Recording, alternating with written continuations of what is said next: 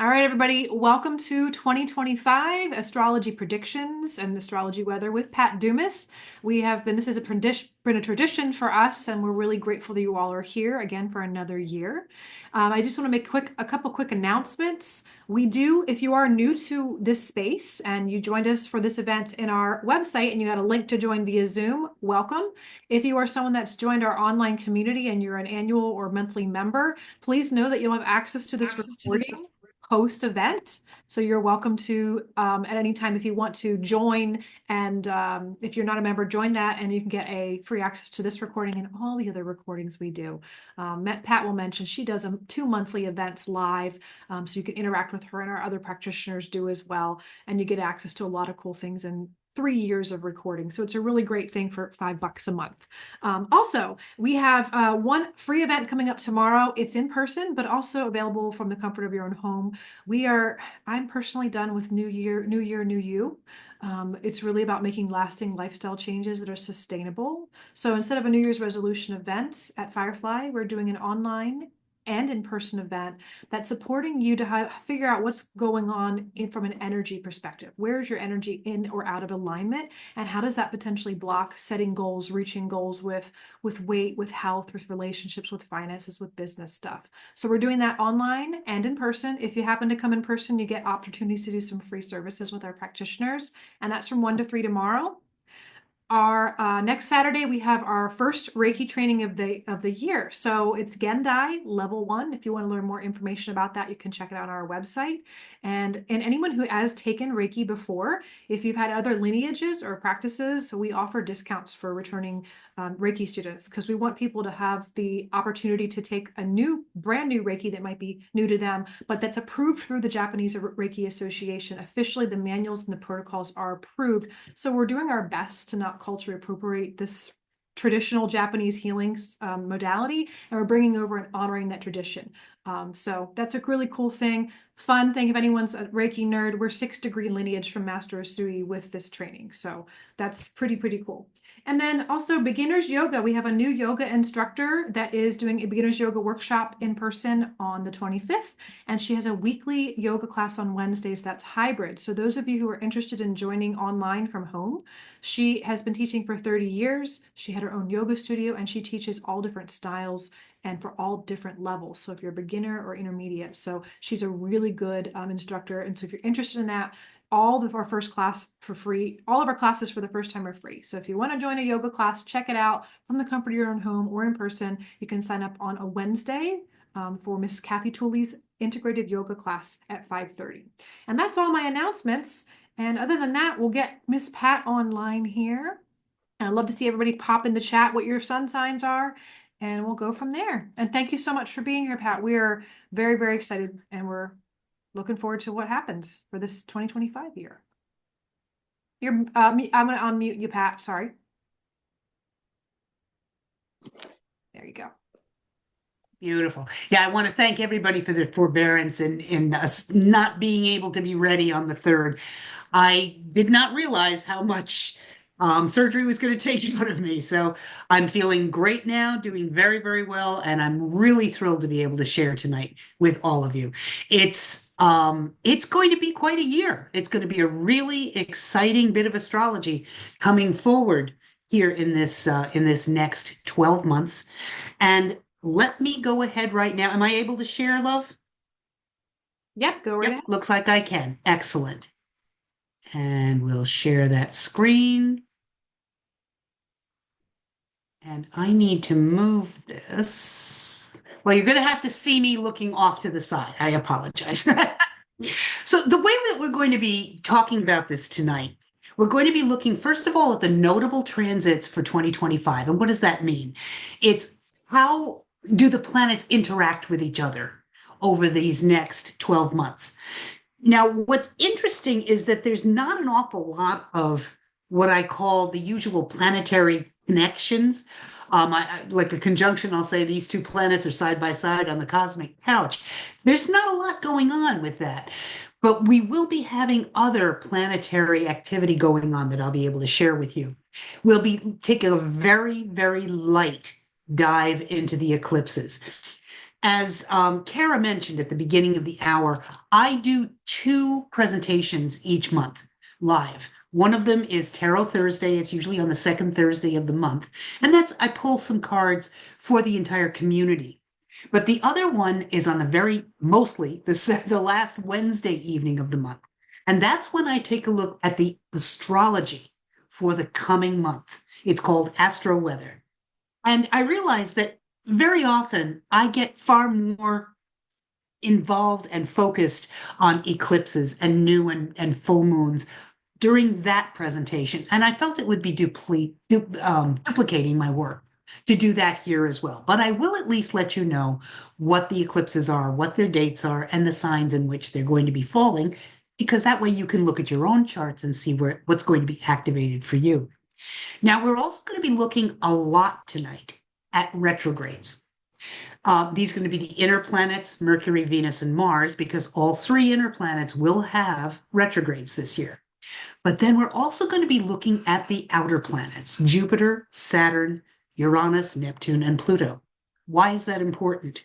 Because the days that a planet stations or appears to slow down and stop, whether it's getting ready to move retrograde or it's been going retrograde, slows down and gets ready to move direct again. Those days when they seem to stop are intensely powerful energetic days. So I'll be letting you know what those days are to keep aware of for your planning purposes. And then finally, we will take a look at the predictions for the United States for 2025.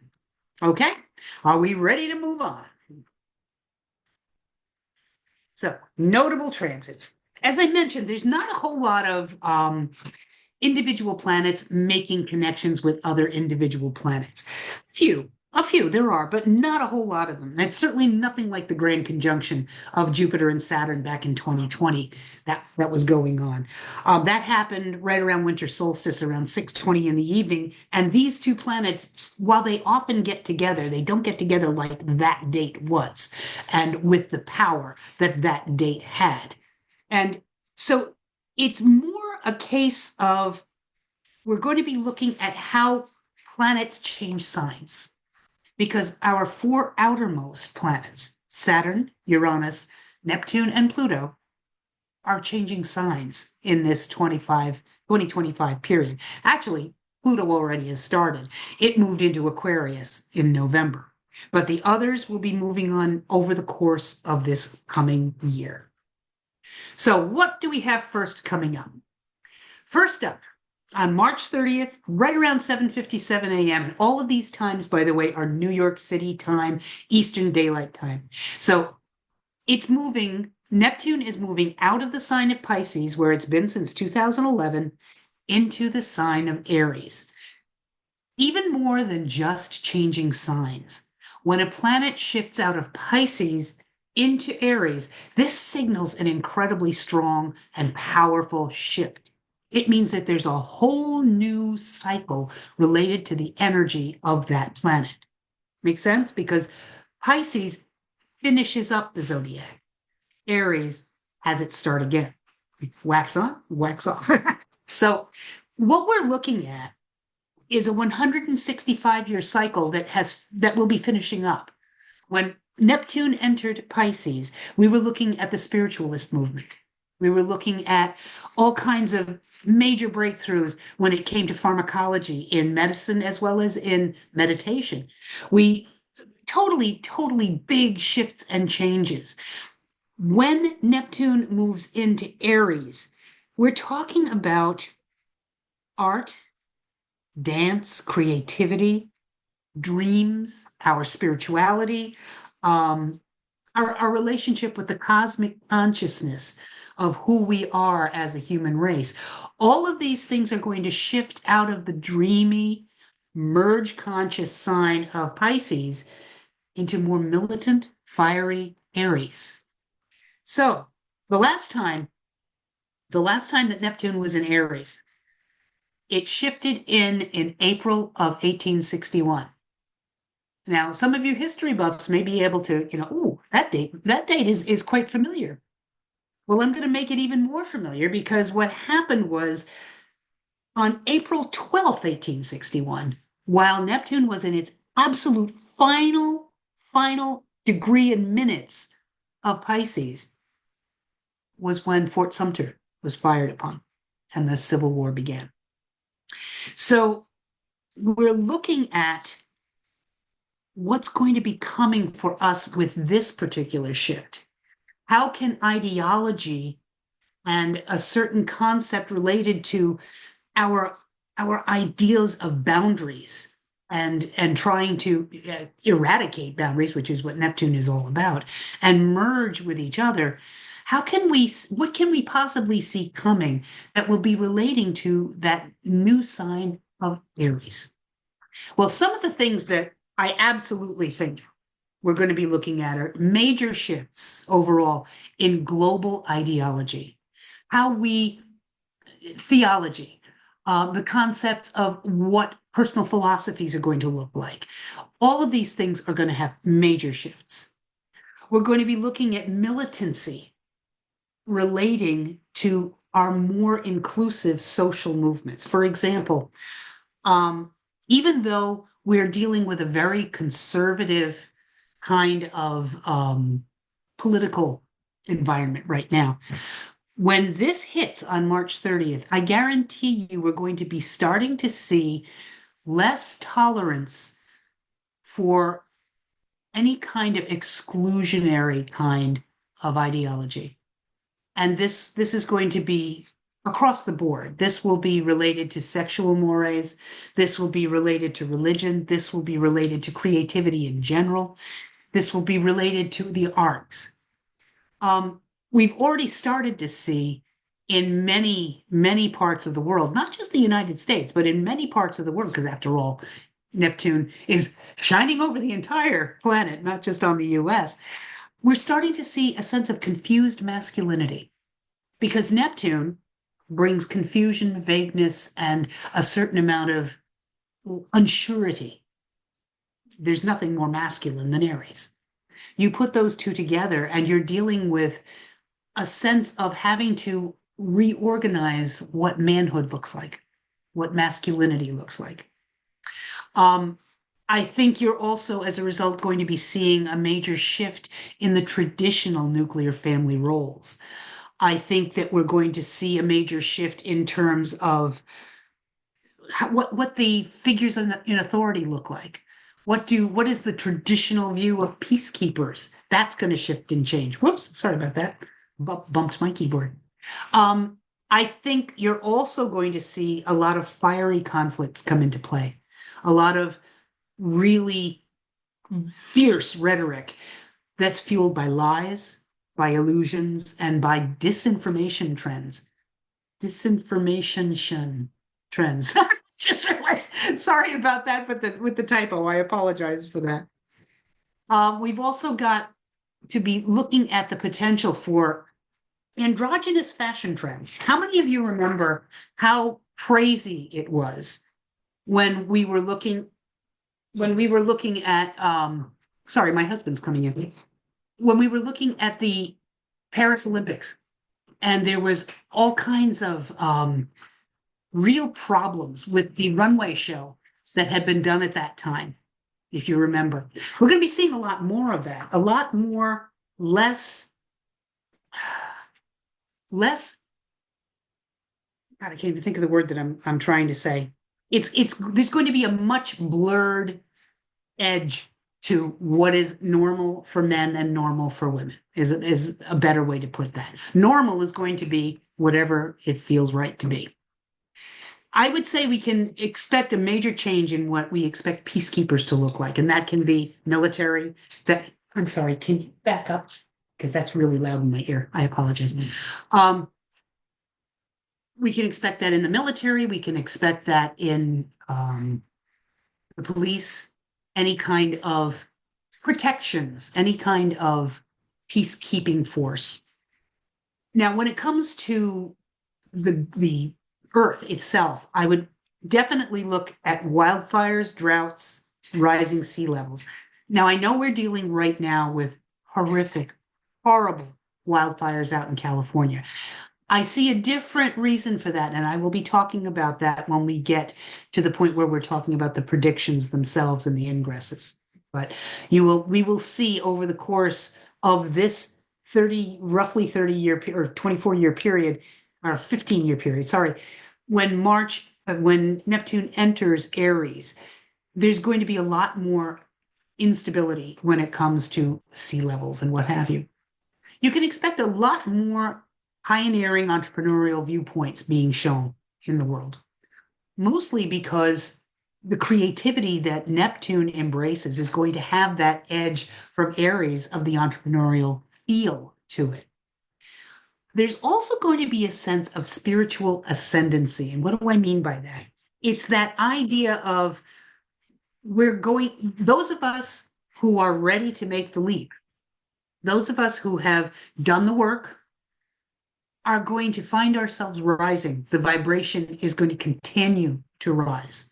I'm not talking about floating above the air. I'm talking about our energetic systems are going to be rising, which is a wonderful thing. I will also say, I'm going to go out on the limb and I'm going to say a lot more people are going to be reporting that they are experiencing psychic ability. Neptune rules that particular part of the brain, that particular part of how we function, being able to make psychic connections with others or with the past, with other worlds. When we talk about Aries coming into play, that will bring it far more into the forefront. I think we're going to see a lot more support for marginalized populations. I think the underdog is going to have a lot of people backing them up because we're not going to put up with it anymore. We're not going to put up with people being downtrodden.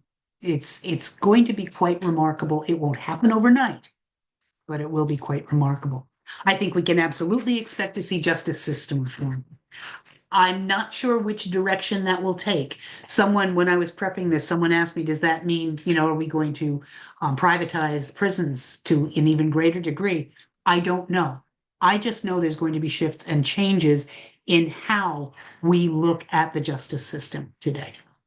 And then finally, I think we're also going to see a lot more protection in terms of how we, the rank and file, deal with helping to protect Mother Earth. So these are the things that are jumping out at me with Neptune coming into Aries. It will be in Aries until 2039. We'll have a couple of bumps backward back into Pisces on a retrograde cycle, but not too many, and it will be finally shifting out of Aries and into Taurus as of 2039. The next thing that we're going to look at, the next date to pay attention to, is April 4th. Right around 12:16 p.m., this is when Saturn is going to be making a sextile to Uranus. Saturn will be at 24 degrees of Pisces, sextiling Uranus at 24 degrees of Taurus. So it's an Earth connection at that point in time. We're actually going to be feeling this from the end of February this year, all the way through till March of next year, a whole year of having this energy in play. Why? Because both Uranus and Saturn will be having retrograde motion that will keep things in striking distance. The orbs will be close enough to make it still be felt all the way through this period of time. And, what do you have to think about when you're thinking about Saturn sextile Uranus? Well, sextiles mean opportunities, right? Saturn means having some kind of basic control of a situation. Uranus means blowing apart control, but also creativity to an amazing degree. So let's put these two things together and what can we get? I think what we're going to be looking at is creative commercial exploitation and or practical application of existing cutting edge science and technology. In other words, I think the people with the smarts are going to figure out how to make the best buck out of the technology that's in play right now. They're going to figure out how to make it financially viable until it's finally done. We're also going to have last-ditch efforts to make hay out of the latest fads or whatever the latest cutting-edge stuff is before the next comes along. And Saturn is very, very common sense based, uh, very user friendly kind of thing. It wants to make the most out of a situation. So Saturn's common sense and self-discipline combined with Uranus's creativity will equal financially calculated risks that are going to pay off. So I wouldn't be at all surprised if you start to see some major kinds of I keep thinking pet rock, that totally out of the blue, but they made money, these things. So it's really kind of interesting how this is going to play itself out. I would expect also some old systems to be old traditions, old systems are going to be updated. Things that we have become very used to are going to shift a bit. We're going to be able to have an ability to bring order out of existing chaos. That's thanks to Saturn's involvement. I think we could also feel more calm and confident in committing to someone or something that previously we might have been a little frightened to do or hesitated towards. The reason I say this is because Saturn in Pisces has this desire to merge. It has this desire to create connection. Uranus wants us to create connection on a very authentic one-on-one level. So I think it takes the fear out. The sudden shifts and changes should be able to be a little bit more easily navigated as a result of this particular shift. And this is all getting ready for, oh, yes, before I forget, Uranus rules Aquarius. And Aquarius rules team projects. So if you've got in this coming year a big team project that you need to get underway, the energy is going to be perfect for it, for you to be able to work that through from February right through until March of 2026. Now, this particular sign, or this particular aspect rather, is going to repeat again on August 11th after it moves through various things. Saturn will be doing a retrograde cycle at that point in time. So there'll be a little more of oh God, a little bit more nervousness perhaps about making changes and wanting to make the shift. If you want to make shifts, this is the one to do it on. If you want to solidify your position, the August 11th version of this will be the one to go with. On May 24th, our next date that's of importance is the next planet that's going to shift into a new sign, and that's going to be Saturn moving out of Pisces and into the sign of Aries. Again, a whole new cycle. Now, Neptune moving into Aries was a 165-year cycle. This one is much shorter, only 2.5 years thereabouts. But it's an important one nonetheless. What we're going to be seeing is looking at boundaries, looking at the concepts of discipline, long-term goals, all things Neptunian, creativity, all things Saturnian, excuse me. It's not comfortable in this sign, Saturn, because Saturn wants to rein in, Aries wants to expand. So by nature, this planet is not comfortable in the sign of Aries. But it still manages to function. It still manages to make it work. When Saturn is in Aries, one of the big quandaries that we're going to be looking at is how to successfully navigate or pursue our own agendas. Because one of the big things about Saturn and Capricorn, which Saturn rules, is the idea of sublimating our own needs in order for the good of the all to take place. Well, Aries is interested in the good of the me, so it's a wonderful time for you to learn how to be more methodical about getting your own agenda put forward is maybe a good way to look at it. Now, Saturn hasn't been in Aries since basically 1996 to 1998, but Uranus was in 2011 to 2018. This is the planet of the original me first. So globally, this created a lot of problems for us, if you think about it. That was the me first. It's all about me, the me generation. So now with Saturn rather than Uranus in Aries, I think what we're going to be seeing is a little bit more mitigation on that me first kind of an attitude, and far more, how can I assist the we? Maybe is a better way to look at it. Balance, learning how to balance the needs of the self and the needs of the many. Okay. Now, additionally, whoops, back it up. Additionally, we're going to be looking at becoming more resourceful when it comes to how we move forward. That's one of the things that Aries is all about. They're able to come up with amazing resource ability. It's a great time to recognize where self-centered behaviors can trample on the benefits of others' freedom. So Saturn in this position may be able to help you keep from trampling other people as they're trying to fulfill their agendas. It's an excellent time to face our own fears because Saturn does rule fear, but Aries will give you the courage to face them. And it's also a good time for you to do a much more realistic self-assessment. When Saturn is in one of its own signs, it tends to be, oh my goodness, it tends to be self-deprecating to the point of losing out. With Saturn in Aries, you'll be able to give yourself a much clearer view of yourself, a much clearer view of what your next step should be. Bold plans and dreams can be solidly structured and planned for greater success with Saturn in Aries. Aries is, let's do this. Saturn is, let's do this, but let's do this methodically. So all of your greatest hopes and dreams can really find themselves happening with this setup. It's a wonderful, wonderful way to be able to get the energy in place to have your dreams come true. And personal ambition is going to be quite high.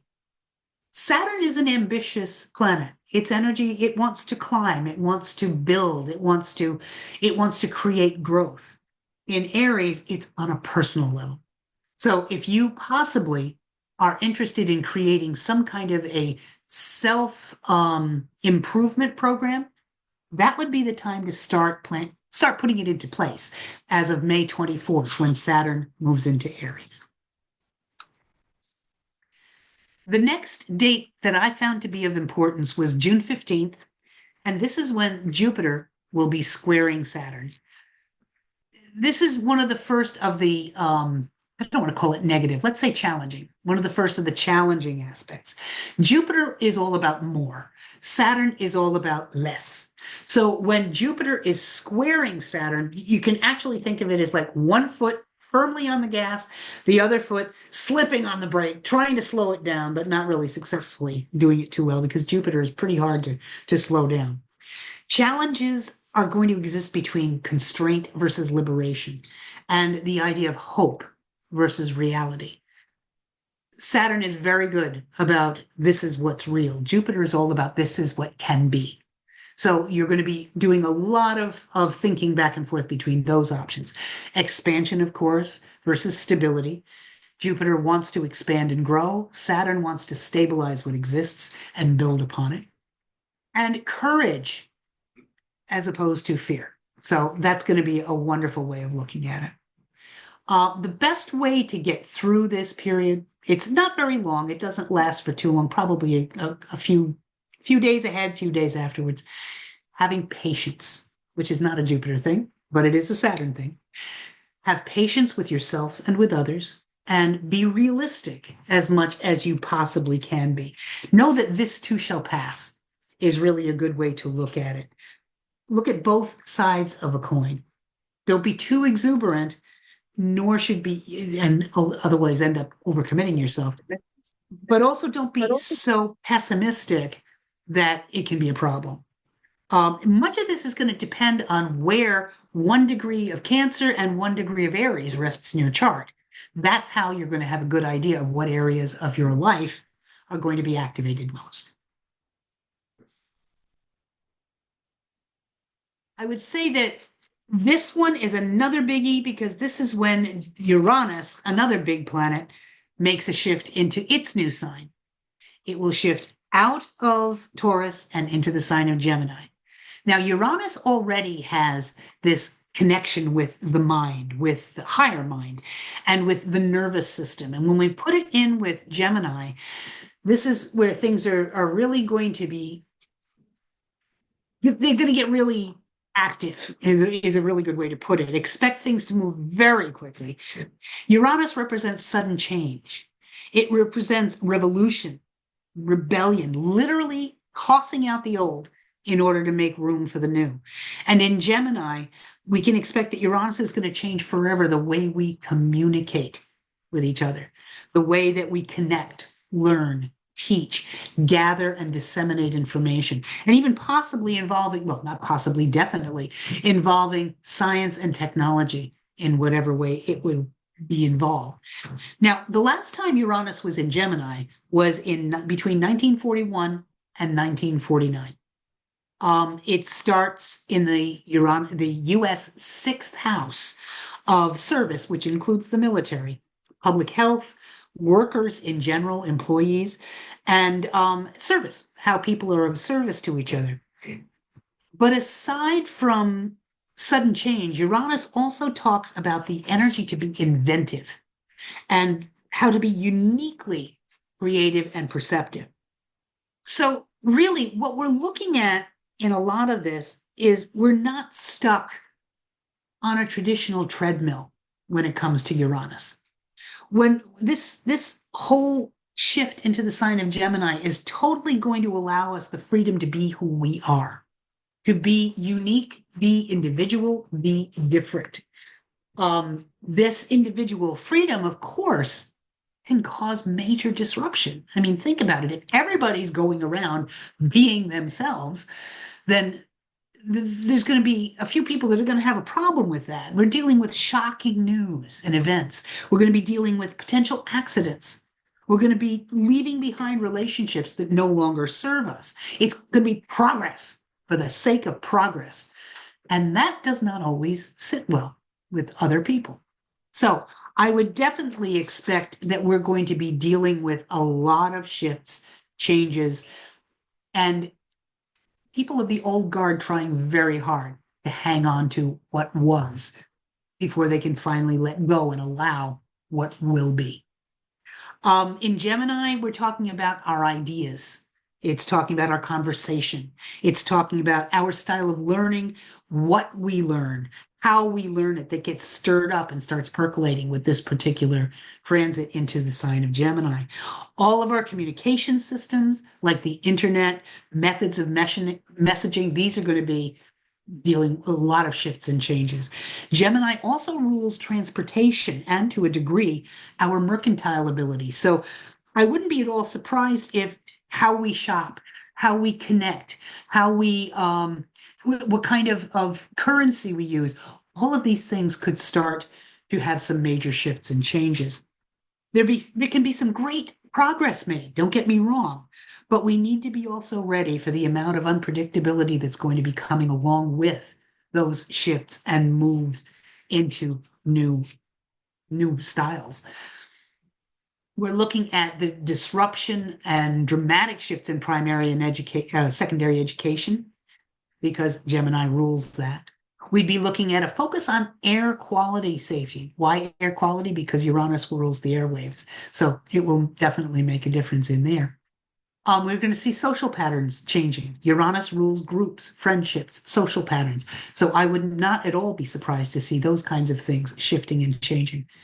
Gemini also rules short trips. Short trips. So I wouldn't be surprised if we start to see in the workplace a greater number of short-term vacations starting to become very, very common. Like the long weekend, a Thursday, Friday, Saturday, Sunday, or a Friday, Saturday, Sunday, Monday kind of a thing, becoming far more the norm. Whoop, back up. We're also, I think, going to be looking at, honestly, a lot more diagnoses of mental illness, anxiety disorders, mainly because I don't think it's going to be able to be held under wraps anymore. Uranus in Gemini is really going to activate the nervous system. And for those for whom their nervous systems are already under strain, this could be quite difficult. So I would say we need to be ready for that. We need to start trying to have support in place now for when these things start to become a lot more present. I already talked about how we shop, how we buy, but we expect a lot more of the Howard Stern, the shock jock kind of broadcasting, of commenting.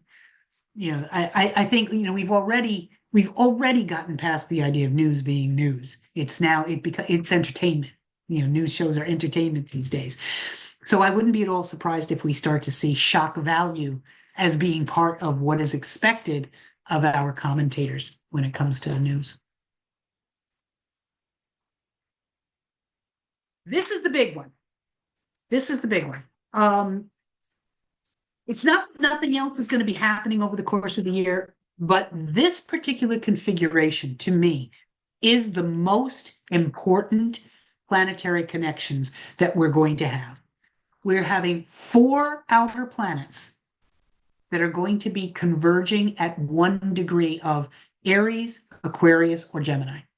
Now let me make that a little clearer here by getting rid of all the rest of this gobbledygook and show you what I'm talking about.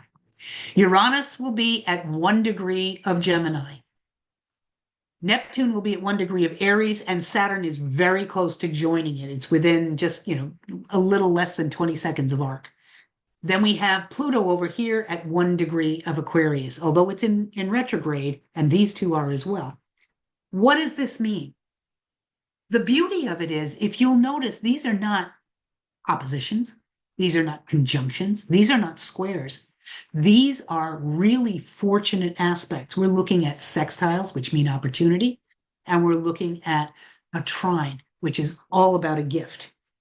Now, this particular alignment will last about 26 days, from about August 21st to roughly September 15th.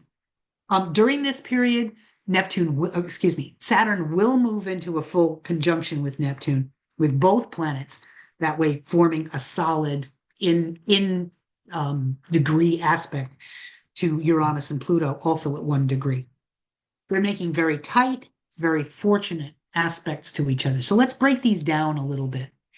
When we're looking here at Saturn making a conjunction to Neptune, this offers the chance to put concrete structure to our creativity, to our spirituality, and to our belief systems in general. It can create insecurity because Saturn, that's what Saturn likes to do.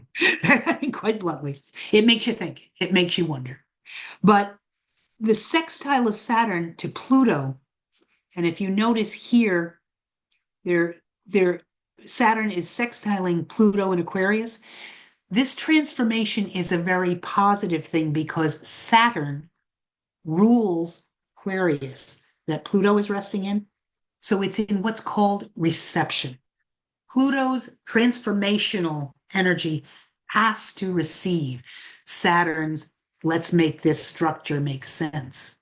So it's a much more positive feel for that particular connection. Uranus is making a sextile to Neptune, and this is really a transit of cultural and spiritual awakening, to be perfectly honest. It's where you're looking for answers to questions that science hasn't been able to answer, where we reach out using spirituality, using our metaphysical mindsets to be able to help solve the questions that science hasn't yet been able to answer. So it's very promising. Then we look at Saturn making that sextile to Pluto over here. We talked about it briefly. It's an incredible ability to achieve and to transform that you don't see otherwise, especially because of that mutual or that reception that's in there, that ability of the two signs to talk to each other. Pluto offers the focus that we need to blot out any of the distractions and to keep our eyes on the prize as we move forward and try to transform into this next level of who we're going to be. And this time when Pluto and Saturn are so close together, we're really going to each on an individual level start to discover what our own source of power is. Because what Pluto does is explores power in all of its forms. This is a very positive way to be able to have that study, shall we say, be undertaken. Now, Neptune is also sextiling Pluto because they're close enough here. When Neptune sextiles Pluto, we're looking at the biggest outer planets here. So these are long-term transits. Okay, these are years that they take in going on. It's so much so that it's actually an intergenerational. Somebody needs to mute, please. This is an intergenerational planetary aspect that lasts anywhere from 85 to 88, 89 years. So it started back in 1947 and it will be continuing till 2034. There are 49 exact times that it's exactly sextile each other. So it makes it a little hard to isolate exactly what the effects of this particular aspect are. But I would say that there is no doubt about it that humanity has the opportunity to make a huge evolutionary leap that is forced by powerful change, thanks to Uranus, but also thanks to Pluto, and be able to move from just communication to spiritual communication, from just creativity to a more higher level, higher vibration of creativity, and to take sexuality more to almost a divine connection.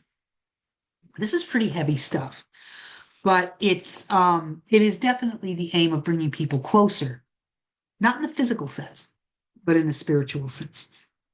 Then we have the big trine. We have Uranus making a trine to Pluto.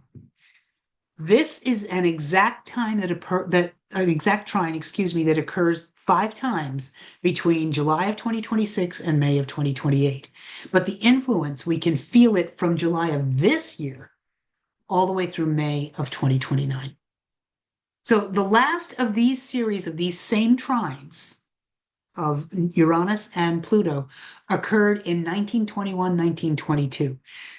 This saw the rise of Hitler, Stalin, and the founding of some very extreme politics such as communism and fascism. This is when the Chinese Communist Party started coming into realization, the Spanish Communist Party, the Union of Soviet Socialist Republics, the National Fascist Party. All of these in Italy happened to be founded at this point. This was at the time when there was hyperinflation in Germany.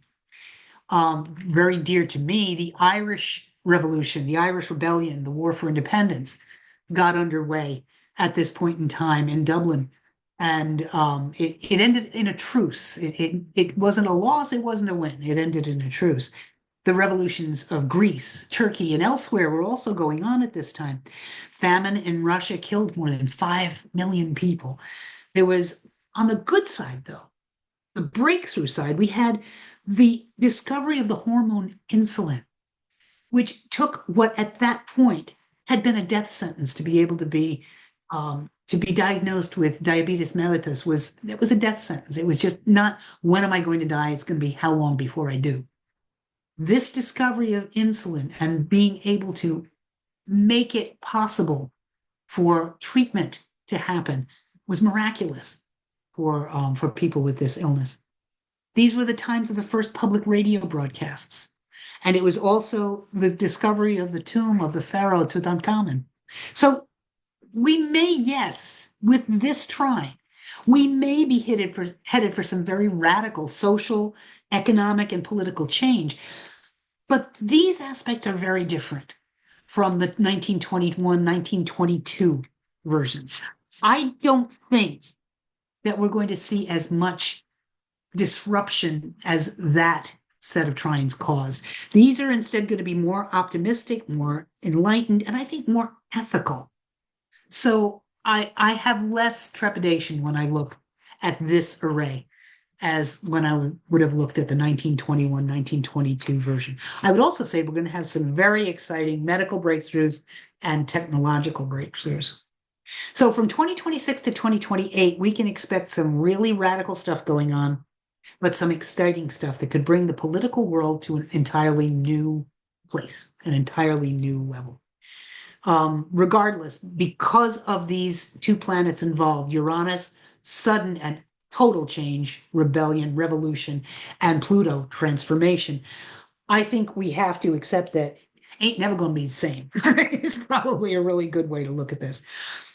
Just because I'm a geek and I really love looking at, all of the intricate parts of a chart, I will say that I also pulled up the US chart to see what this configuration was activating. And it's really interesting to me.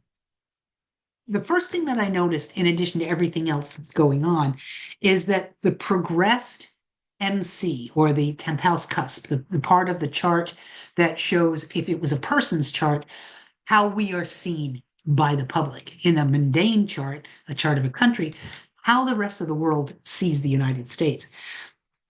The progressed MC for the United States is conjunct Uranus in this chart. So I think we need to be ready to expect the unexpected when it comes to our leader, when it comes to the GOP, which is the party in power, let's face it, our national reputation, our credit in the world, and the power, what we have that we hold in the world. So I think we need to be ready to see how we're going to evolve. It really rests in our hands now because Uranus demands authenticity. The progressed MC describes how have we evolved since we first began back in 1776. So we may find out this year exactly who we are. We may not all like what we see, but I think we're going to find out exactly who we are.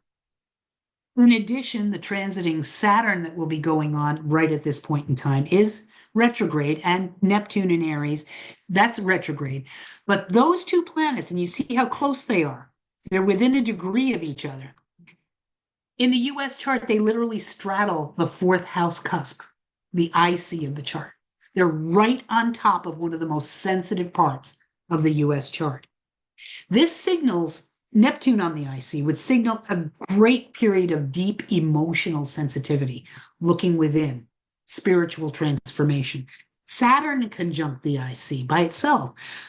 This would be, and this is Saturn RX retrograde, so it's already been here. That would have happened back on June 10th. But we're talking about restructuring family dynamics, restructuring the populace of the United States, because that's what the fourth house represents in in the mundane chart. It's also because Saturn talks about our older citizens. I think we're going to have some kind of a breakthrough. I'm not sure what kind, but I think we need to be aware that Social Security is going to be changed as a result of this particular transit. Um, it will be addressed in some time during that period, at any rate. It may actually start earlier because of Saturn's movement towards the MC. It could start as early as late February, beginning of March, but I think we'll really start to see what's going on. But you're going to compound all of that I've just discussed with the fact that on July 27th, Uranus return, the upcoming Uranus return of the United States happens on July 27th, November 5th, and May 11th. Uranus has a retrograde motion. It will be touching exactly where it was when we were formed in 1776. So again, we're going to figure out who we are. We're going to figure out who we are. And that's what I'm seeing for major planetary stuff. Now we have other things that are going to be going on. There's still, there's other astrology that will be going on over the course of the year. I mean, what's left in the year, we're going to be having big planet retrogrades and their station days, as I mentioned, which are always very powerful and intense. We're going to have the esbats, the full and new moons, and we'll have the upcoming eclipses. But these were to me, the most active of all of the planetary connections that I saw. Okay. Um, this is in case any of you want to make notes of where in the chart it's going on. Saturn is making that conjunction to Neptune. Uranus is making the sextile to Neptune. Saturn is sextile Pluto, Neptune sextile Pluto, Uranus trine Pluto. So I'll let you guys make notes of that if you want to. And Kara, I'm going to go ahead and ask if anybody has any questions at this point.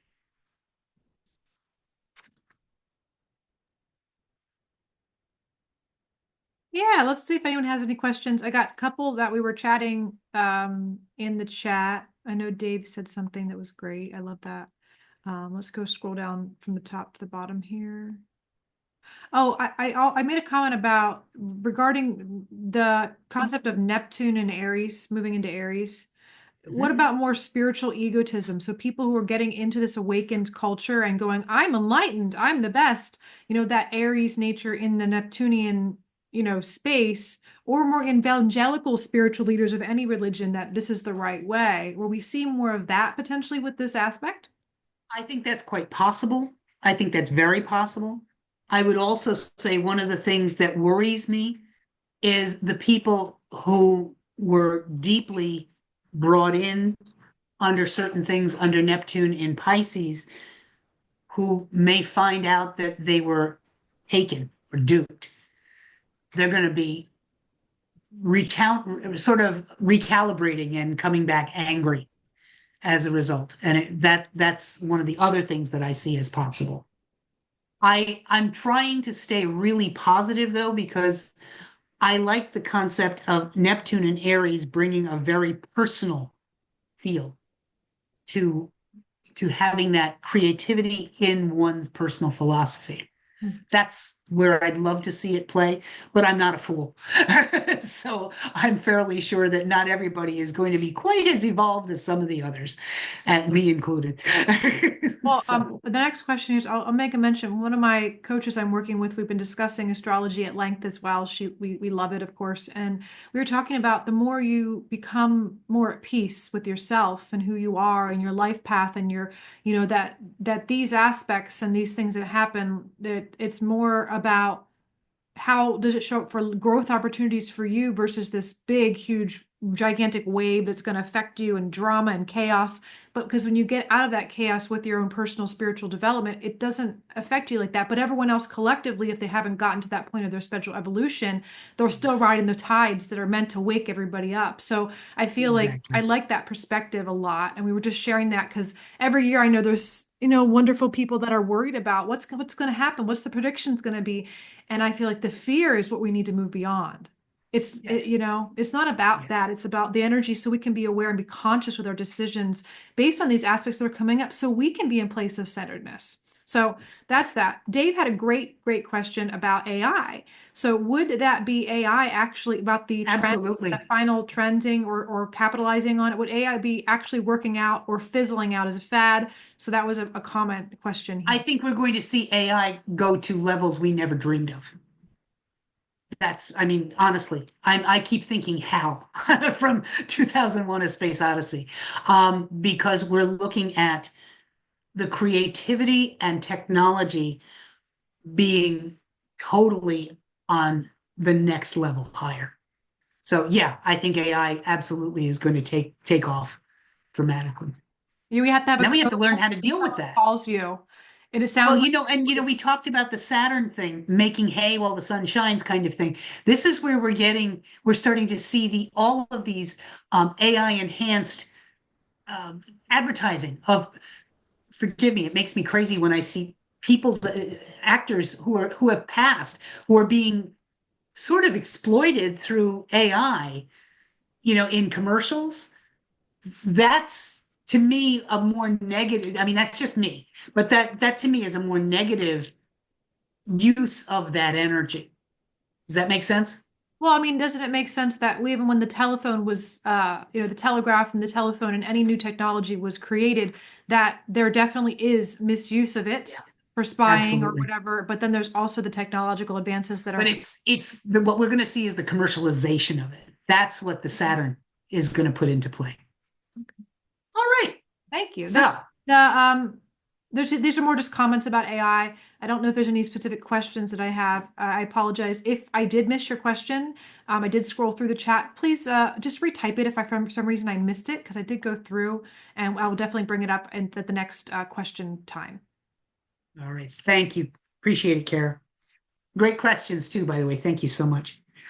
All right. So for the eclipses, we have four coming up in this year. And as I mentioned at the beginning, I'm not going to really go into these in great depth because I do that whenever they turn up in astro weather on the this platform.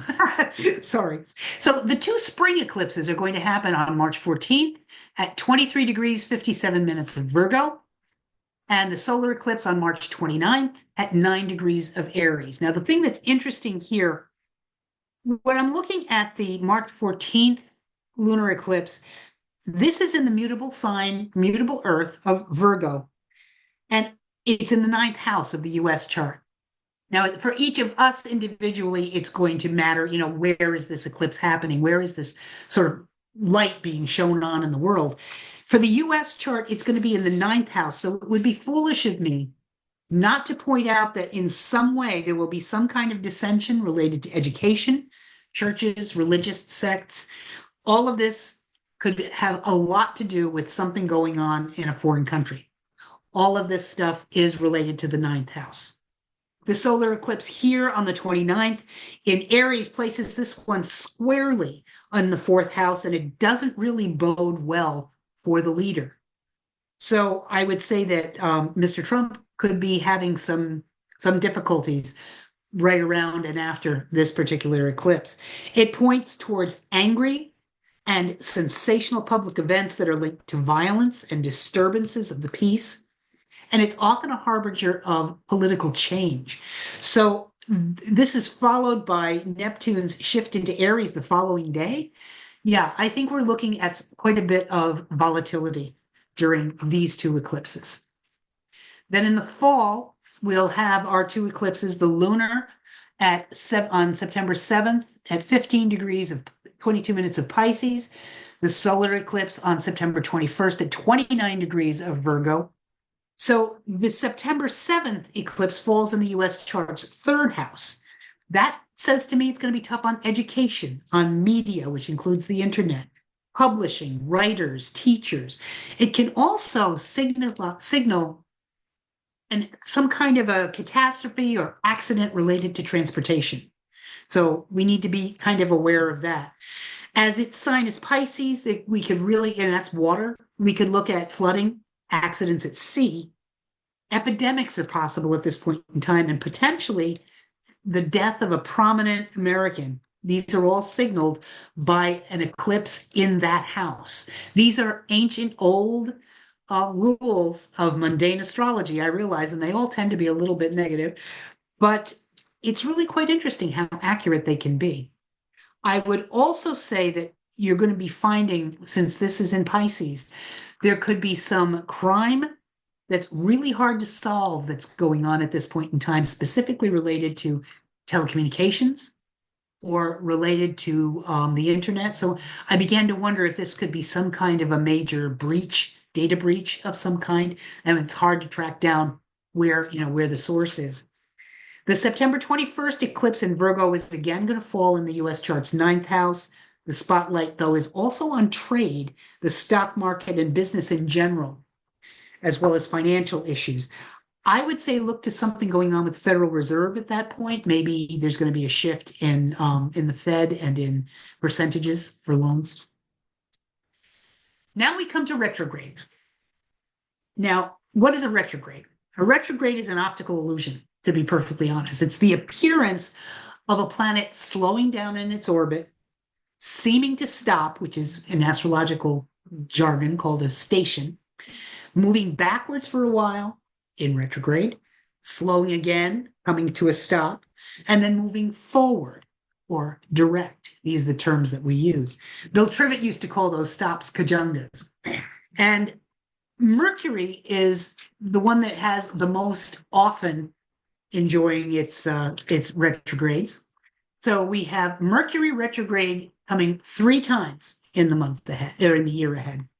The first one occurs in March and April. So we're looking at March 1st, it will enter its shadow at 26 degrees of Pisces, 49 minutes. What does that mean? We can start to see potential snafus with technology.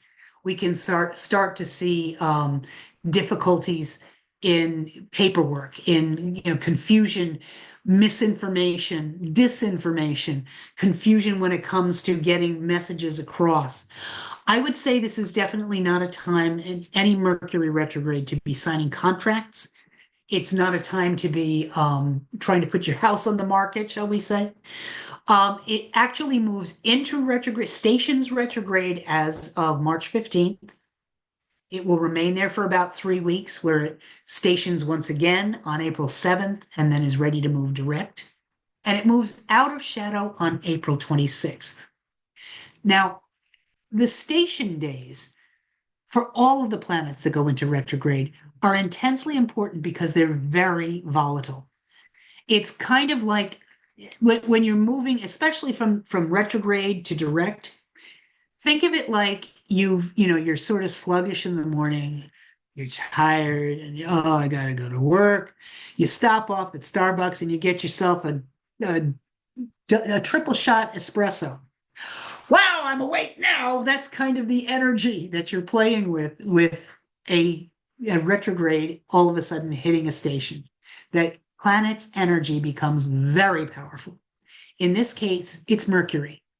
Expect a lot of communication, expect a lot of give and take when it comes to communicate, when it comes to speaking, writing, that kind of thing. And I would say give it a couple of days to settle down. You're better off after you've moved past the retrograde station and you're into shadow again, but it's not completely out of shadow. You're not completely out of the woods, I should say, until it's left shadow. Try to avoid any kind of signing of contracts until at least a few days into the shadow. The next one we're looking at is in July. This will be, I put only July because June 30th is close enough. It works for me. It moves into shadow on June 30th. July 18th is when the planet will station retrograde, start moving backwards. It will slow down again and appear to stop on August 11th. And then it will begin to move forward and be out of retrograde shadow by August 25th. The final one will be in November. And this is one that will last into our December period. We move into retrograde shadow on October 21st. November 9th is when we actually move into the retrograde shadow. November 29th is when we station direct and start moving forward again, and it's out of shadow by December 16th, which makes it a little easier when it comes to the holidays, quite honestly. There should be a better time to be able to communicate with family members. Thanksgiving still could be a little bit fraught, but by the time Christmas holidays and New Year holidays come up, we should be in much, much better shape. Now, this year we are going to have a Venus retrograde, and this is felt between January and May. It moves into shadow on January 28th of this month at 24 degrees of Pisces. Then Venus will appear to slow down, move into retrograde as of March 1st. It will stay in retrograde until it slows down on April 12th and stations direct at 24 again of Pisces. It'll be out of shadow on May 16th at 10 degrees of Aries when it leaves shadow. Now, what do you do and don't do when Venus is in retrograde?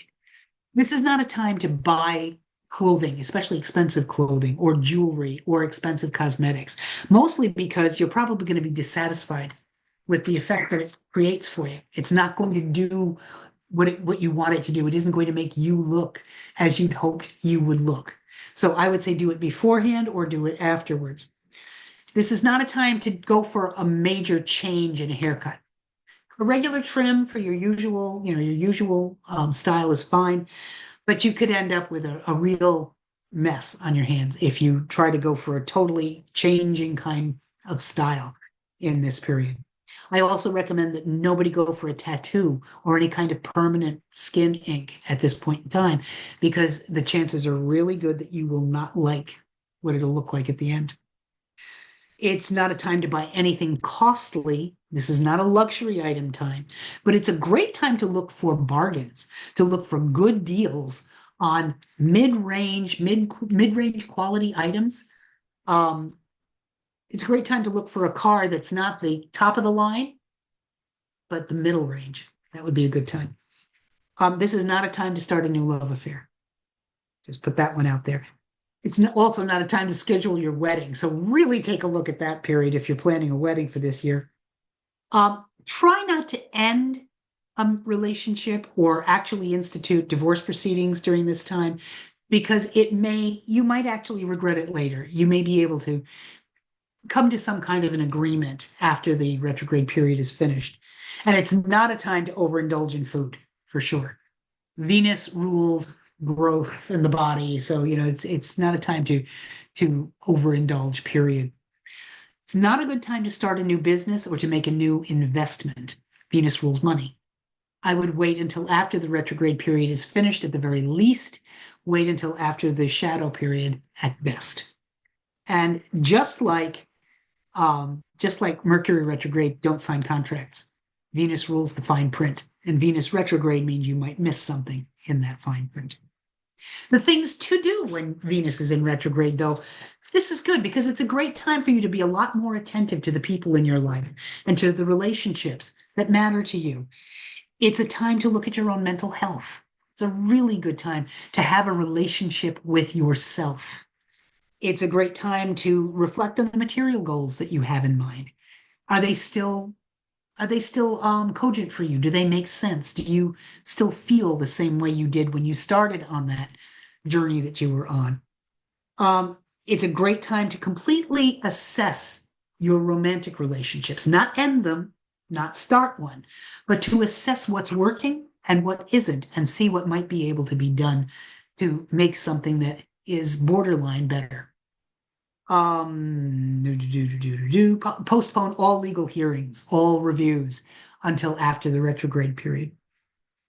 And think about what is it that you value the most in your life, because Venus is what do you love? So this is a good time to assess the things that matter most to you. We do have a Mars retrograde this year. To me, Mars is one of the toughest retrogrades because Mars is all about moving forward. And unfortunately, Mars retrograde is all about standing still, or that movement is pushed inward. So this is going to be happening we actually started it. We've been in it for a while now. It started back in October of this year, last year, sorry, we're in 2025 now. We moved into shadow as of October 4th of last year and actually went retrograde on December 6th. It will be moving out of retrograde and stationing direct to move forward again as of February 23rd. And on May 2nd, it will leave shadow, which is quite nice. So we're not going to have too much more of a Mars retrograde. The things that you don't want to do during a Mars retrograde is you don't want to start fights. You don't want to start arguments because Mars rules war. Mars rules aggression. And when Mars is retrograde, it usually means that you're going to end up really not coming out on top in this whole situation. It's not a good time to have a surgery, which was kind of weird for me because I was actually in Mars retrograde when I had mine. But we made it work. We still made it work. Mars is a physical planet, and Mars also rules surgery. So I would say if you can avoid it, do so. Don't start new activities during this time, like new enterprises, new businesses, because you're going to put a lot of effort in and you'll be 2 steps forward, 1 step back, 1 step forward, 3 steps back. Wait until after you're out of shadow for that. This is not the time to begin a lawsuit, not the time to go for divorce. And it's also not a great time to buy things that are mechanical because they don't tend to end up well during this period. Now, the things you can do during a Mars retrograde, it's a great time to figure out what do you want. Mars is all about what you want or desire. So really, it makes perfect sense to start figuring out exactly what do you want out of life. Have things changed for you since the last time you thought it through? Do you need to reorganize and replan your goals? That would be a good thing to be aware of. During a Mars retrograde, watch out for sure when it comes to accidents and violence. So, be careful. Do not text and drive during this period. And Mars doesn't do this well, but when you can manage to pull it off, work out conflict through compromise, if at all possible. Try to find common ground. Try to look for the win-win. That's going to be the best resolution to all kinds of aggression and conflict, where you can be assertive and diplomatic at the same time in your communications. You can be,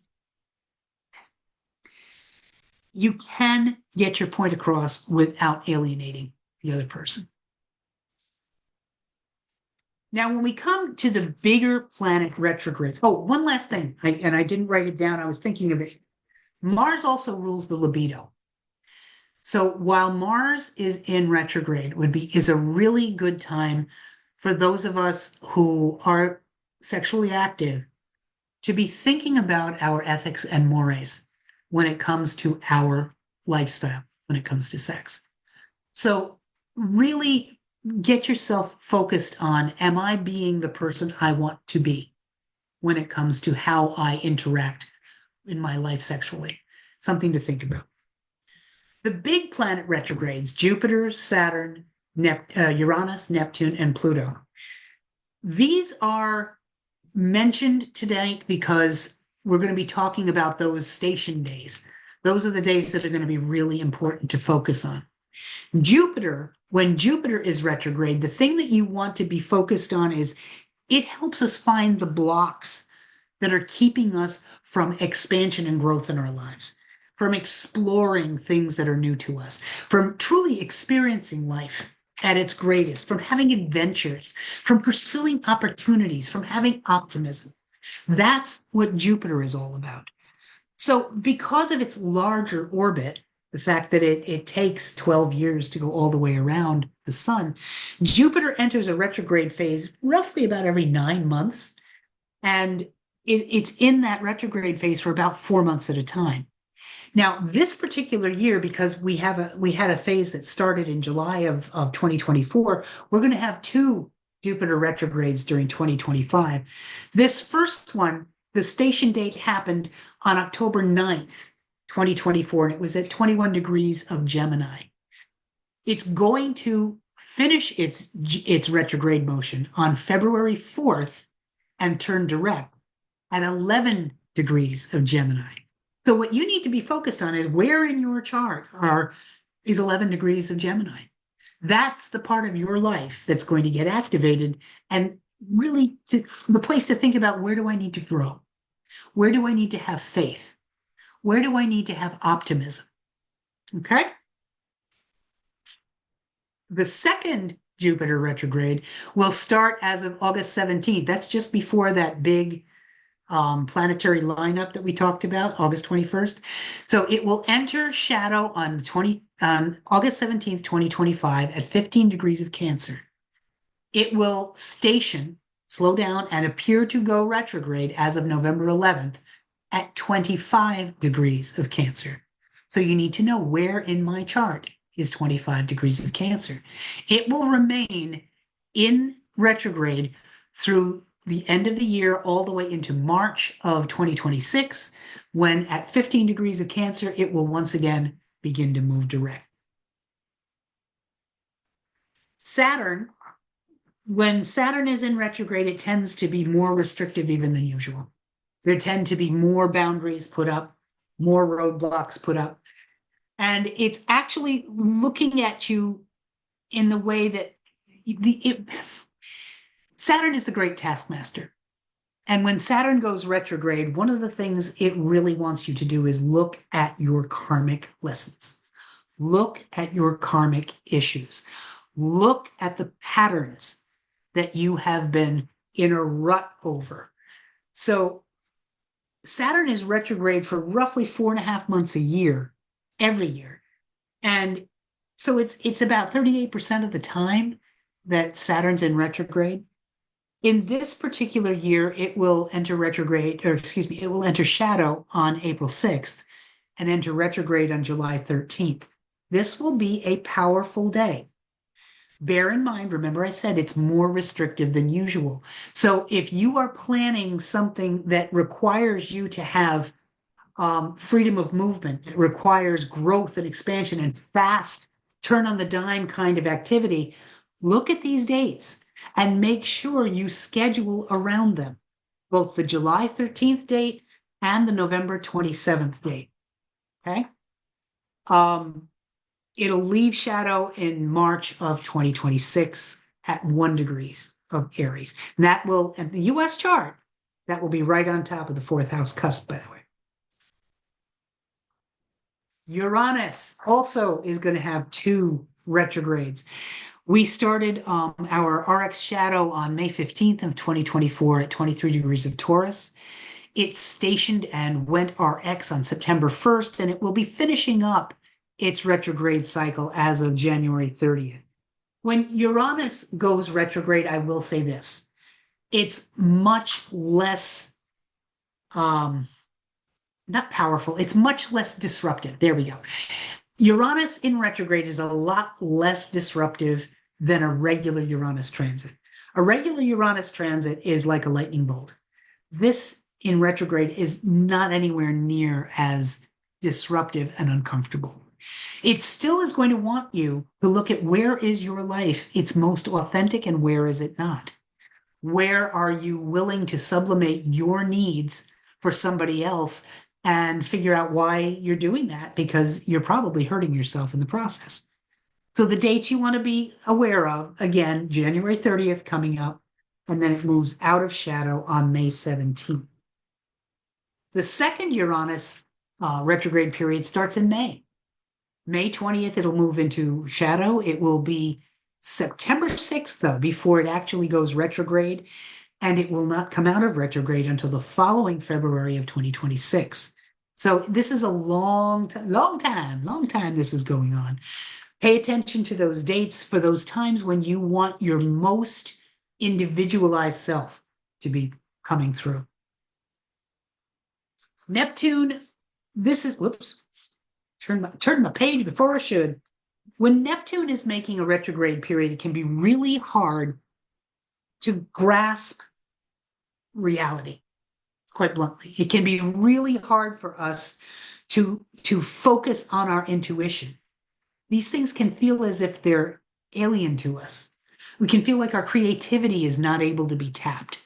So for anybody who works in a creative field, graphic arts, anything that involves some even creative problem solving, you're going to find the dates of July 4th from July 4th through December 10th to be your most challenging. Now, it's interesting that this one comes up here. If you notice, the station returning direct for Neptune will occur at 29 degrees of Pisces. That is what's known as the anaretic degree. Incredibly powerful. Incredibly powerful. Now, this, I want you to keep that date in mind for when we start talking about the Libra Ingress and what's going to be going on countrywide during that time. But this is going to be the last time that Neptune will dip back into Pisces. After this retrograde is finished, it's full speed ahead in Aries. So this will be the last throes of the dreaminess, of the willingness to be disillusioned that Neptune in Pisces can sometimes represent. And finally, we have Pluto.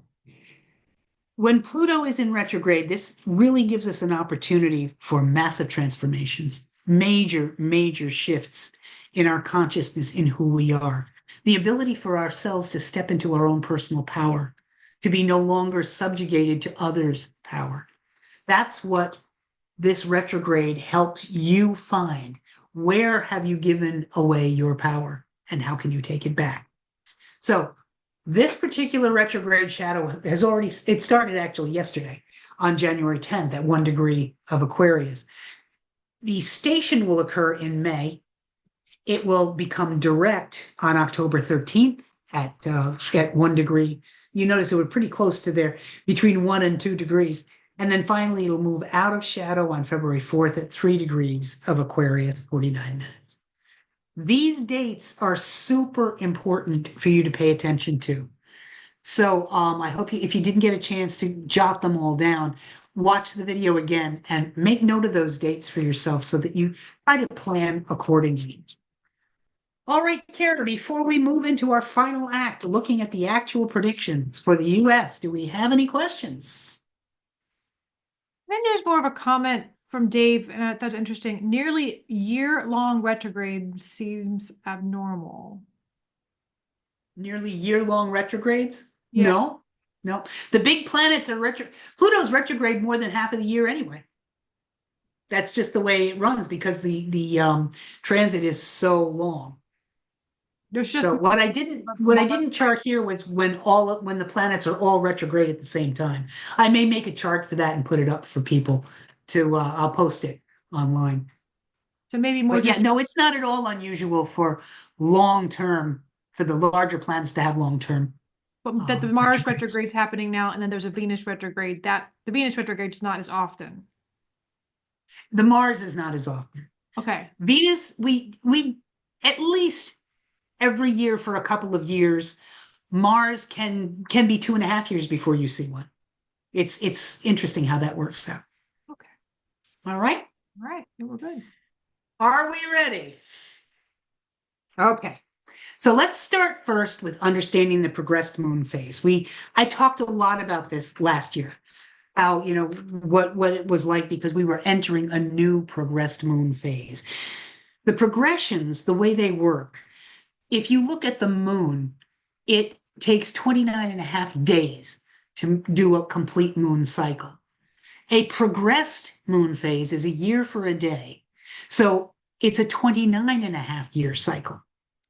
We started our new one last year right about this time last year. And it was in Aries at that point. I think it was in Aries at that point. No, it was in Pisces. I beg your pardon. And it was in the third house of communication. It's not at all surprising that we had a tremendous amount of rhetoric going on over the course of this year. We had an election. So that makes perfect sense. For this time around, as of December 28th, 29th, in that vicinity of 2024, the progressed new moon shifted into the sign of Aries and into the fourth house. So the fourth house of a mundane chart talks about the country's basic core, who we are at our foundation, the population at large, as opposed to the leader of the country. It deals with the land, with all jobs related to it, such as agriculture, mining, quarrying, real estate, the housing market. All of these things are associated with the fourth house. And the fourth house talks about weather. Aries, how interesting, is associated with actual fires and explosions. The California wildfires kicked into gear on January 7th after this came into gear. And because it's also very close to dealing with the weather, in addition to fire, you're looking at the Santa Anas coming through and causing this horrible situation in the Pacific Palisades and in California in general. Aries also rules wars and conflict, basic aggression. Imagination and creativity, actually, you think about with Aries as well, because they take the ideas and move forward with them. Pisces will get the gift of the idea, but often won't do anything with it. Aries does something with it. It's an initiating energy, an active energy. So this year is going to be very different from last year in terms of how we face what is coming at us. We are not going to be as reactive this year as a people, as a country, as we were in 2024. So the first ingress would have been on December 21st when we entered the sign of Capricorn. Basically, the ingresses are all of the cardinal signs: Capricorn, Aries, Cancer, and Libra. We look at that chart to see what's going on, what's the feel for that period. So the winter solstice first brought up the following: controversies and disputes in Congress. I mean, yeah, so is kind of the energy that I had. What else is new, right? This is going to be, though, one of the major focuses of these next few months between December 21st of last year and March 20th of this year. Before I do this, let me back up just a hair. Let me give you my usual 30-second elevator speech when it comes to predictions. When I put together predictions, I am basing this upon what I see in the ingress charts, the Aries, Cancer, Libra, and Capricorn ingresses. These give me overarching themes, basic themes that the country will face during that period. I also look at the transiting planets' connections to the US chart as if you were one of my clients, as a person sitting in front of me. I look at the transits and the progressions to see what's going on there.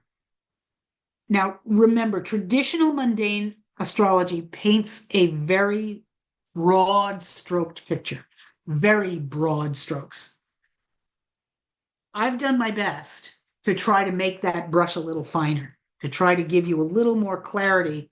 But the thing to remember more than anything else is what we're working with here is energy. We're working with a feel of something. And energy can find its manifestation in many different ways. So, all right, there. I've done my 30-second elevator speech. Controversies and disputes in Congress.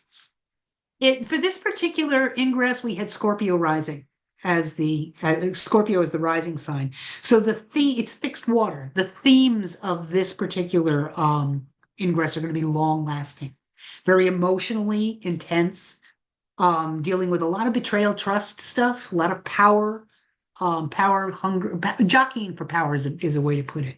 So that's the gist, the feel of it. What we want to look for these disputes, they'll start getting really active around January 28th. The energy is ripening right around February 17th. So look for something to be happening somewhere in the vicinity of February 17th that will very much put this into reality. And then it starts to peter out around March 15th of the year. You can expect a lot of breakthroughs in science, technology, especially related to health, healthcare, or services, the service industry. And this was active actually before the ingress began, and it continues through probably about April 8th. So it'll encompass the entire ingress before it and a little bit after it. And this has a lot to do with a connection between Mercury and Uranus, and the Uranus retrograde that's going on in the sixth house of the US chart. But what I found interesting, on January 7th, it was reported, and this to me is a huge scientific health breakthrough.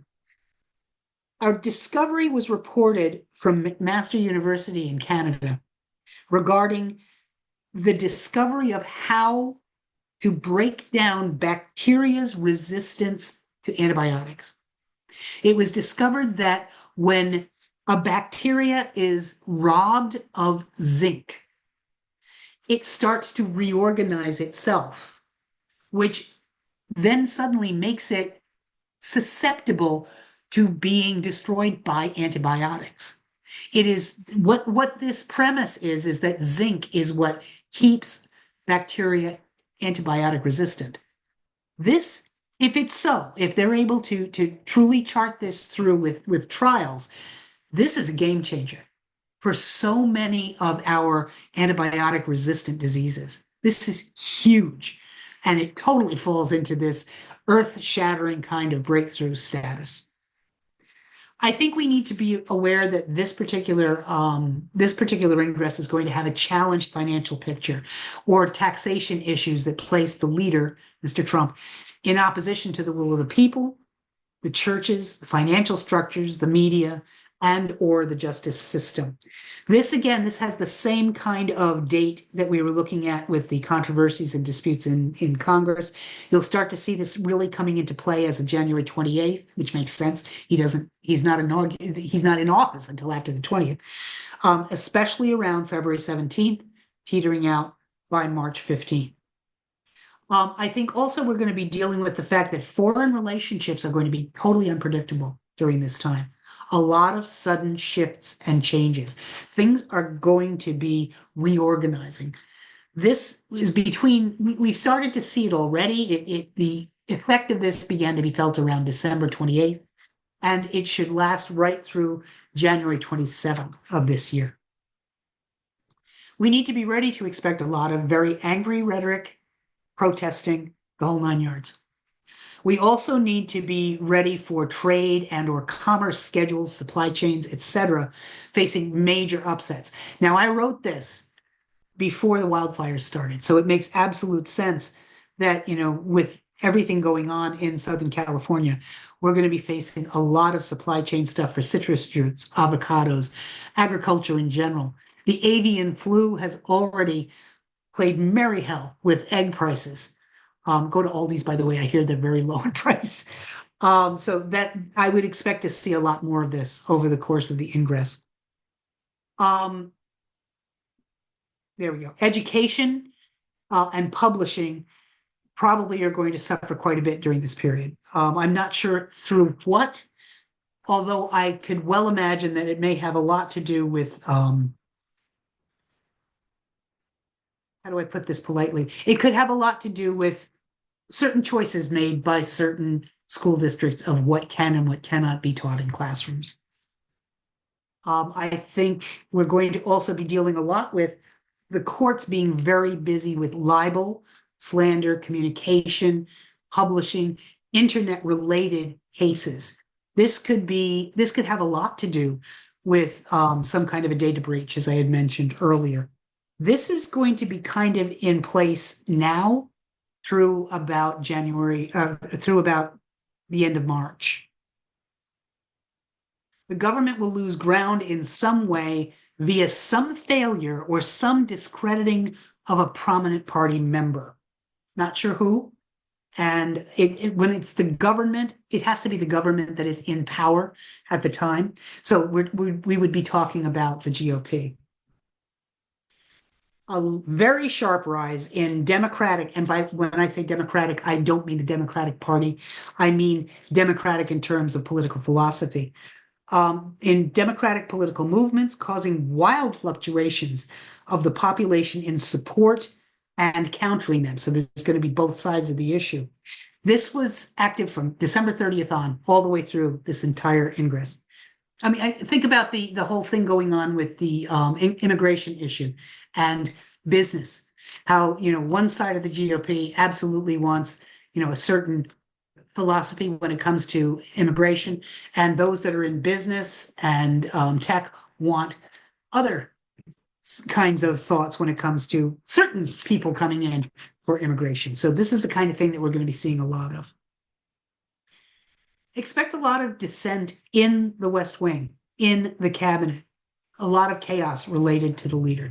This is represented by the fact that in this ingress chart, the Sun and Neptune are an almost exact square with each other.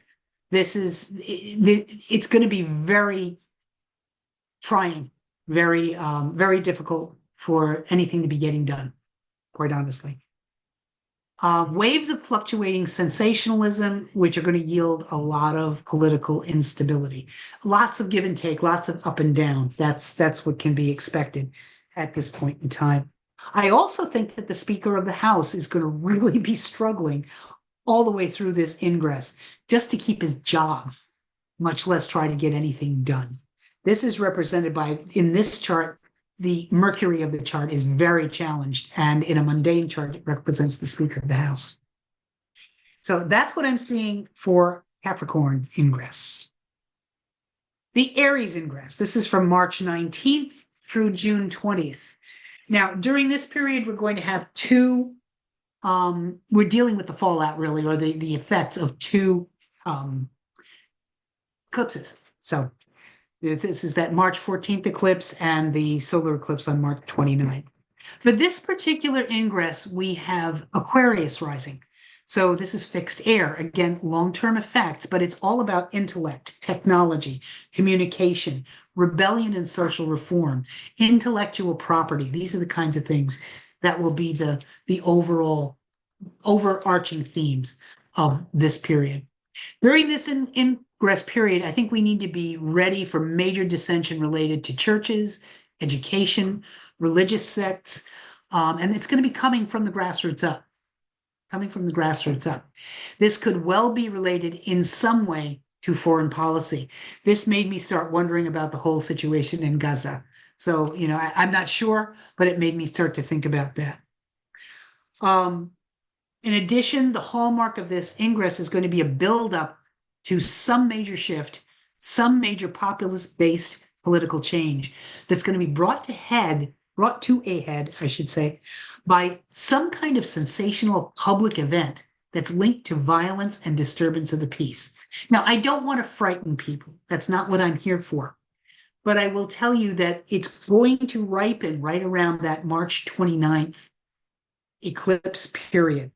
The reason I say that is because it's placed squarely in the country's fourth house, and it doesn't bode well for the government at large. So look for that somewhere between March 29th and, say, middle to third week of April.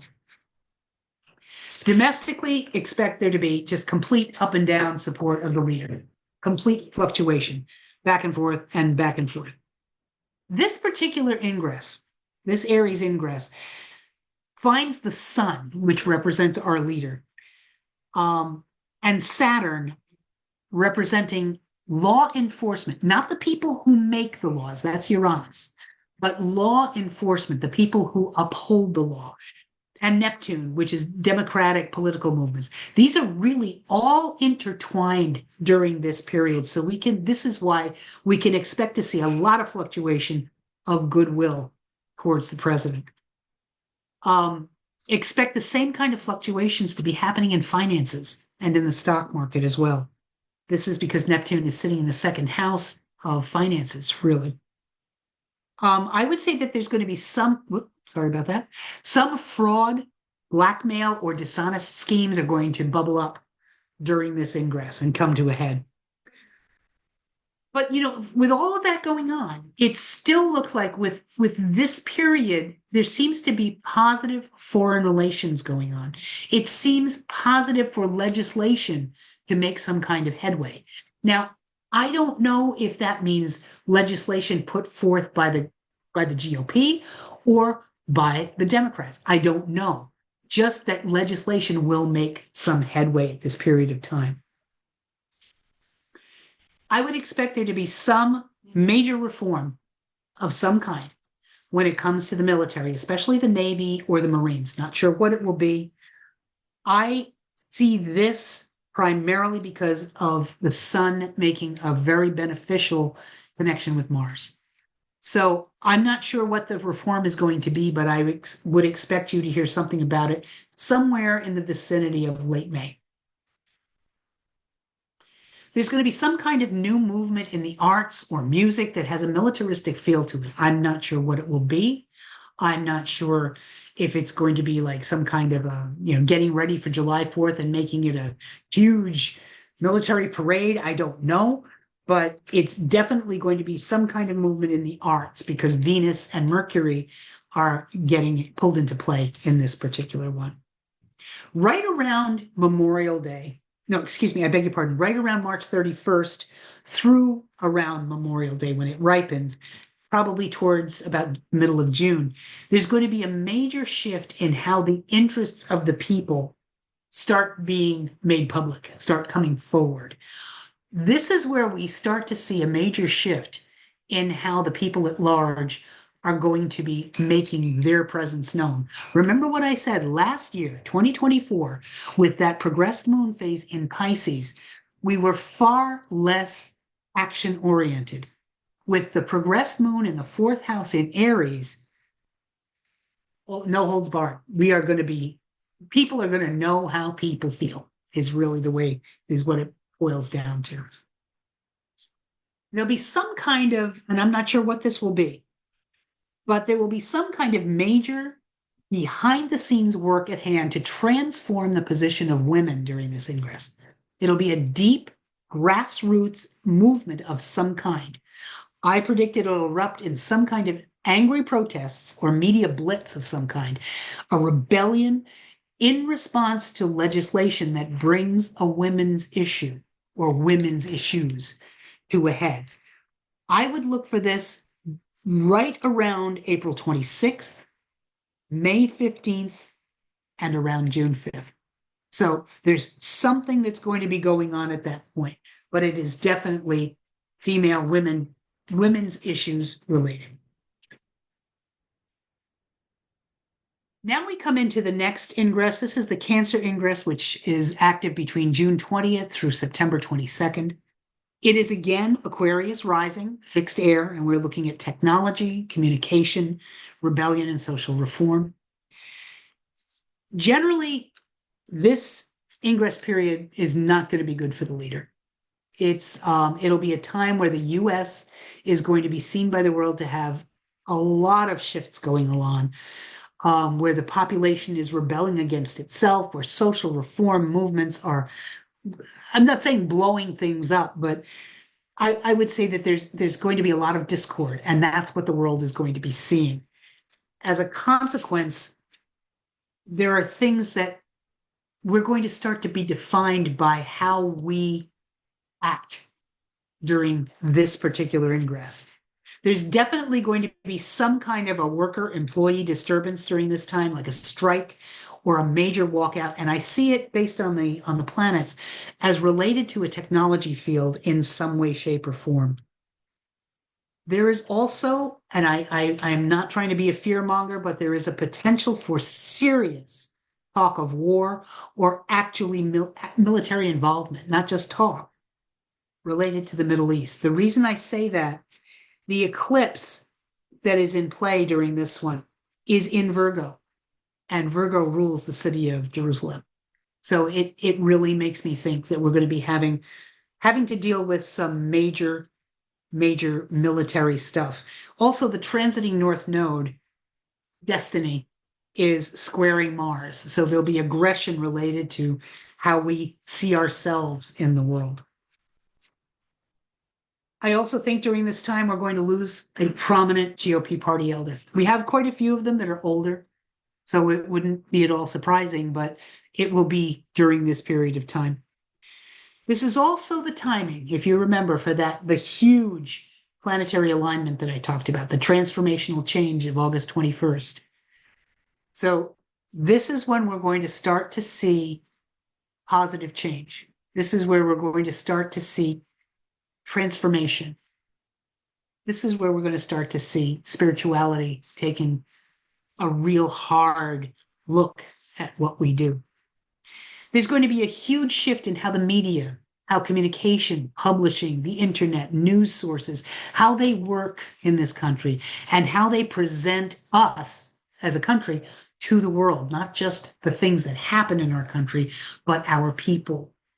I would look definitely around September 12th for this, because September at that point in time, transiting Neptune is going to be conjunct the third house. It'll be moving into the third house at that point in time. There's going to be great spiritual growth and authenticity of the country's self reflected in how we look at ourselves, in how we talk about ourselves, in how we present ourselves. This is going to be anywhere from probably the first week of July. Actually, before that, I would say right around June 21st, right around the summer solstice, all the way through the end of September into the very early part of August. I would look at August 5th also as an important date for this. The reason why I'm looking at this so intently from a spiritual standpoint is in this particular ingress, there are two planetary arrays that are called yads, the finger of God. And one of them has Pluto as the apex planet. Let me put want right here. What the hell is she reading? Let's put that into English. Great, intense, difficult energy with Pluto as the planet that needs to make sense of it. Pluto is all about power struggles. Pluto is all about betrayal and trust. And Pluto is all about transformation. So I would say this is a very volatile period for the country.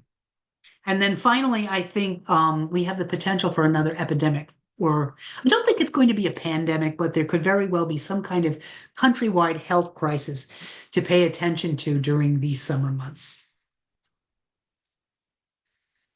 Finally, the Libra ingress. I have to be, I would be a poor broker if I wasn't clear that this is an extremely challenging period of time. this is going to be a really rough time for the country. How we react means everything. How we respond to stimulus means everything. If we choose to rise above, if we choose to vibrate at a higher level, we can negotiate these shifts. If we choose to come at life from a position of fear and as a reaction rather than proaction, then the result could be quite different. It is during this particular ingress that there is the highest potential of the entire year for actual military incursions somewhere in the world. Mars rests in the 10th in this, and that's a very what's known in medieval astrology terms as a very evil position. The leader and the government suffer. This is also that time, remember, when on December 10th, we have Neptune stationing direct at 29 degrees, the anaretic degree of Pisces. It's going to be that last ditch hanging on before the shift finally comes. Again, we have the potential. Whoops, I already did that one. We have the potential for some prominent political leader to become seriously ill or die. Now, in this particular case, I don't think we're necessarily having to look at just the GOP. This could be a Democratic Party member too. And it could be somebody who is just politically active, very well known and active in the political world. These dates are important. Rioting, an increase in violent crime and assaults towards the wealthy or to those in power will erupt over issues that involve social inequity.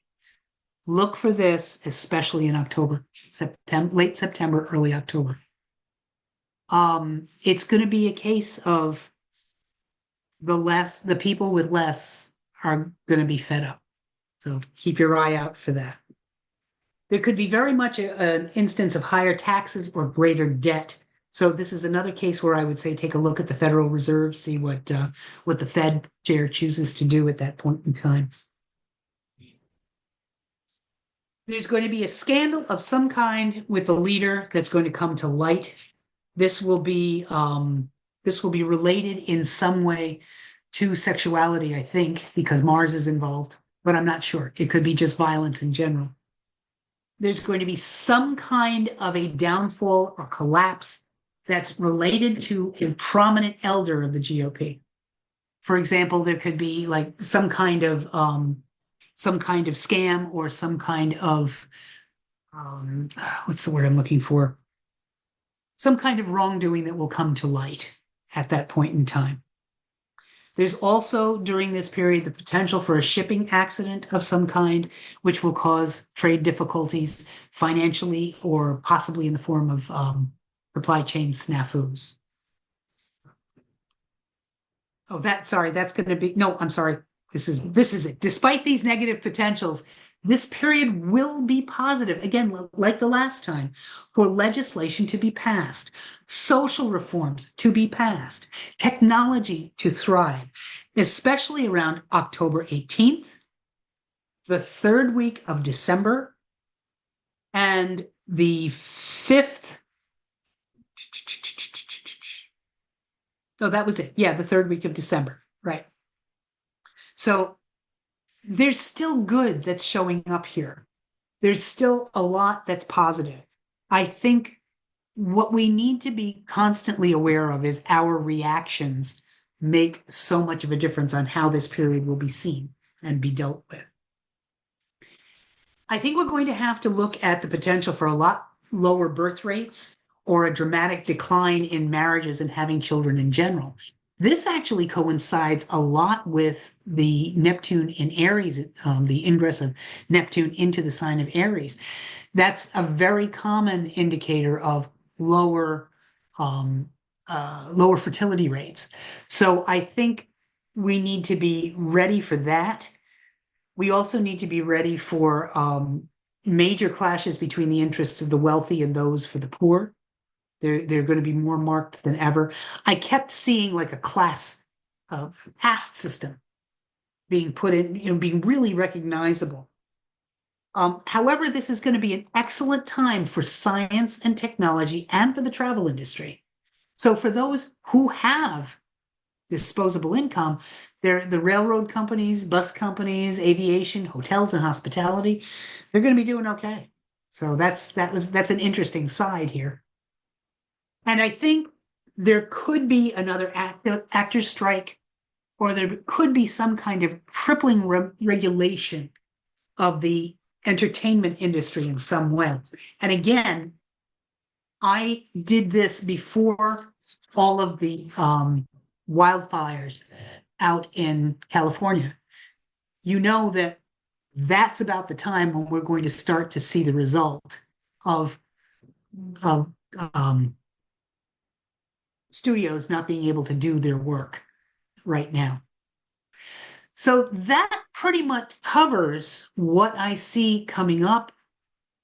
I really want to make sure that people understand, yes, this, especially that last ingress does sound worrisome. I think that's a good way to put it, but it doesn't have to completely destroy us. We have a say in how that works. We have a say in what actually can happen. And it's up to us to make the choice. So there you have it. Okay, Kara, back to you. Wow, sound like a news anchor. Back to you, Kara. Yes. Wow, wonderful. Does anyone have any questions? Well, I'm giving everybody time to chat there. Yeah. I just want to remind Yeah. everybody, like, thank you guys for being a part of our community. I just want to remind you that we have Yes. each other. And I'm Absolutely. so grateful. I mean, I'm so grateful for Bill Trippett for everything that he's taught you and that he brought so many of us together. And then this amazing community has grown with Firefly and New Visions and those who've just joined us. And I encourage you to stay connected with these folks that have your non-judgment and love and consideration so you can really fill up with that and be in a space where you are regulated enough to be out in the world where there's going to be people who are in heightened stress responses, who are not going to be able to stay centered. And that's what so much of what not only tomorrow's event is for the Mind Body Revolution event is like, how do we identify our stress responses so we can stay conscious and aware? But that's pretty much all the work that we do at Firefly Combined and the services that we offer. How can we help ourselves be fully resourced with tools, whether it's Mhm. self-awareness through what's going to happen with the astrology or, and that's really what we're here for to help with this global awakening. One of the things also, I'll remind everybody, we have a book club. And the book club book we chose of the month is the Book of Joy with the Dalai Lama and Desmond Tutu. And what an amazing book for the beginning of this year. We have so much tension and polarization with, a Mhm. Christian and a Buddhist and a secular Jew wrote the book, and then there's science and research all throughout the book. So You know, Kara, I'm going to interrupt you for 2 seconds because it reminded me of something that I saw today. Um, on CNN, Jake Tapper was interviewing the actress Emily Proctor, and her entire neighborhood was gone. It was just completely burned to the ground. And he mentioned that, at the end of the article, and she was obviously upset, but not as much for the losing of the things, but the losing of community. And he mentioned that, he was going to be posting the vetted, okay, GoFundMe pages. And she said, we should start GoFriendMe pages so that we can reach out to everyone. And what you just said really, really made sense to me. And I think that's true. We need to remember we are none of us surviving in a vacuum. We need to reach out to each other. yes. Together, we can get through this. Yeah. And if you can start to see, more self-awareness of yourself, and you start to see that we're all part of the human family. We all have the similar emotions, loss, grief, joy, Absolutely. losing of our homes due to natural disasters, even though we have different personal beliefs or philosophies. I think that's really thank you, Jen. We need to depend on each other. And I think remembering that. So, and that's why we have this online space and then our social club that we have, the Conscious Connections Club, for those of you who want to meet in person on a regular basis and get to know people who are really conscious and like-minded, different backgrounds, different beliefs and Mhm. philosophies, but still coming together to learn and to grow and to support each other and have fun. And I think that's what we'll continue to do, and do our part in their little small neck of the world and the online world, to be able to inspire and keep each other in a light heart, and the support when you're going through challenges. Absolutely. So my great thanks to everybody. I appreciate you all, and don't look at this as a horrible, as Firefly Hollow's terrible, horrible year.